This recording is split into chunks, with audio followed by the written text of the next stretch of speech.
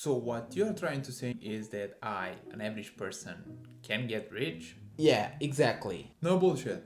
For real? Dude, yes! But how? You haven't watched the video yet! Well, get this thing rolling. This intro's way too long already, and I wanna get rich. So get this thing rolling. Patience is... Stop right there, bring me the coffee, and get this video going. That was not patient at all.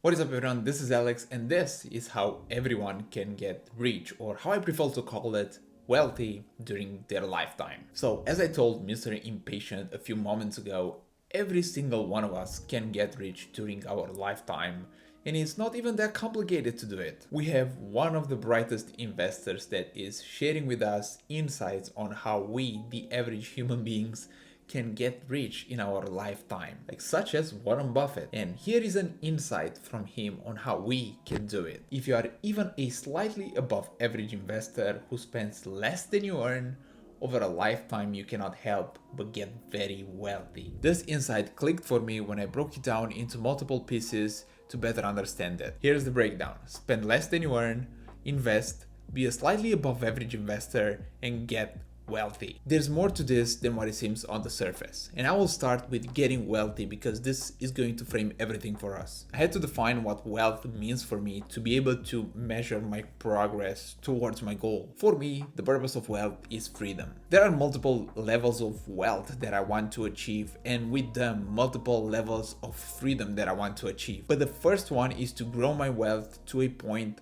where I will be able to maintain my present lifestyle forever, and for me that is around $300,000. So I know that the first wealth goal for me is $300,000, and now I can measure my progress towards that goal. You will have to define what wealth means for you to be able to track your progress and to know which direction you want to go and how much you want to achieve. You can of course break it down like I did into multiple layers of wealth, but I believe this is going to be a critical step as this will give you some perspective of how much you actually need in order to be wealthy. I realized early on that I needed to save money to invest in order to get wealthy.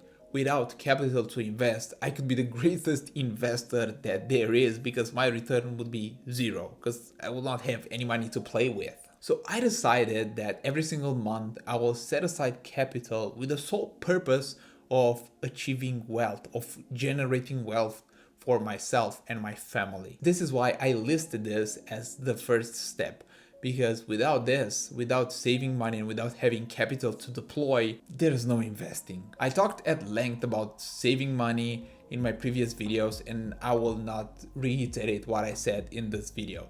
I will just take the chance to remind you of a simple mental shift that is going to help you increase your savings rate and is going to help you save more money. Whenever you are saving some money, frame it as if you are buying back time for yourself. Every single time that you are saving a day's worth of work, just reframe it as if you purchased and acquired back a day for yourself. Unfortunately, in today's environment of constant money printing and money debasement, if we keep our savings under the mattress or in the checking account, we are guaranteed to lose money, and we are guaranteed to lose purchasing power, to be more precise. Inflation is going to eat the purchasing power of our savings over the next 5 to 10 years, so much so that in 5 to 10 years, we would be able to buy about half with the same amount of money. So while we will not lose money in dollar amount, like $10,000 is still going to be $10,000, we will probably, or better said for sure, we will not be able to buy $10,000 worth of stuff in 5 to 10 years. We might be able to buy $5,000 to $7,000 worth of stuff in the best case scenario. In addition, as regular human beings, we will need to find a way to multiply our money and multiply our savings while we sleep. I, for one, do not make $250,000 so that in 4 years I can generate $1 million in revenue and I don't know, save like 90% of that. I generate a lot less, so I need to find a way to multiply my savings over the years so I can become wealthy in the future. Buffett's recommendation to this is to just dollar cost average in the S&P 500 index for those that do not want to deal with investing for more than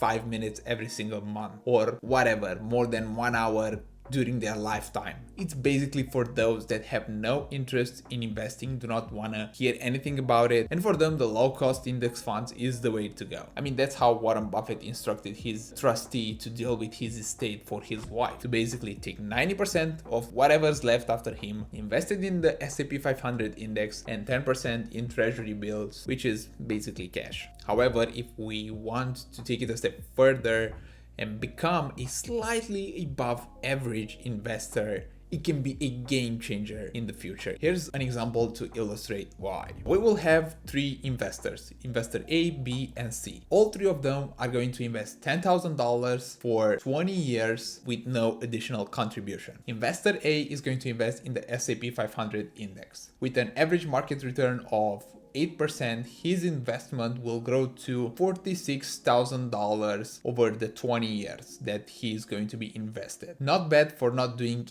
anything but be patient, unlike Mr. Impatient at the beginning of the video. Investor B aims to do more research and become a slightly better investor. He manages to achieve a decent 15% return over the same 20 years. His $10,000 now turned into $163,000. That's 4 times more. 4 times. Investor C failed to achieve the 15% return of Investor B, but he managed an average of 12%. In Investor C's case, his $10,000 turned into $96,000. It's still more than double compared to Investor A, even though the return is only slightly better. Like, it's a 4% better return, but over 20 years, it has a huge impact. That's the power of compounding. The 7% difference between Investor A and Investor B over 20 years, it's 4 times more money. Compounding is truly a miracle, and that's why becoming a slightly above average investor can work wonders over the long term. Here's how I incorporated all this in my life. Step 1, I set my first financial freedom goal, my first wealth goal of $300,000. Next, I started saving money every single month or whenever I had money coming in. I started with as low as 10% and grew that savings rate all the way to the 70% that is right now. And then I started investing money. I did not start as soon as I could have because I did not have the knowledge that I have now. I did not know how to do it. I did not know it was possible. I did not even know that I had to do it in order to become wealthy. So, this information helps a lot. And in step 4, I began learning more and more and more about investing in order to slightly increase my returns over the long term. The result so far is that we already achieved our 3rd financial independence goal, which was to grow our net worth to $20,000. Our net worth was at $13,000 last time that we saw each other. Since then, I made an additional savings contribution, but I also invested a good chunk of the money. The 3rd financial freedom goal was to achieve a net worth of $20,000 by January 31st, 2021, and we did it 2 months earlier. Here's what I said 2 months ago. I think that through a combination of saving and investing in the next almost 4 months or like 3.5 months, we will be able to achieve this goal. Without investing the money, I would have not been able to achieve the goal faster. I know that the return that you see on the screen, the 40% return,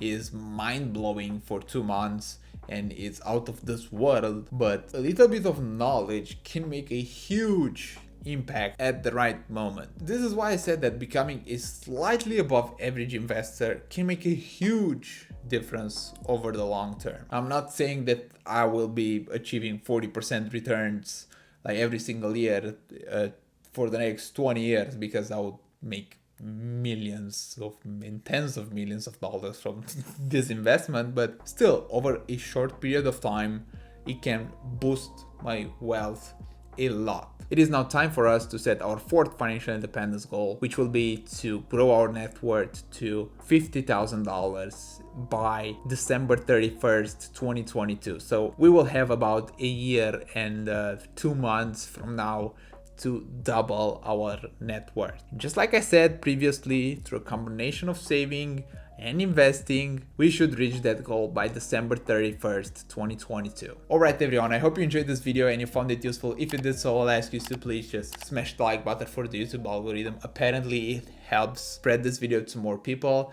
And until next time, take care, have a wonderful day, and don't forget that you are amazing.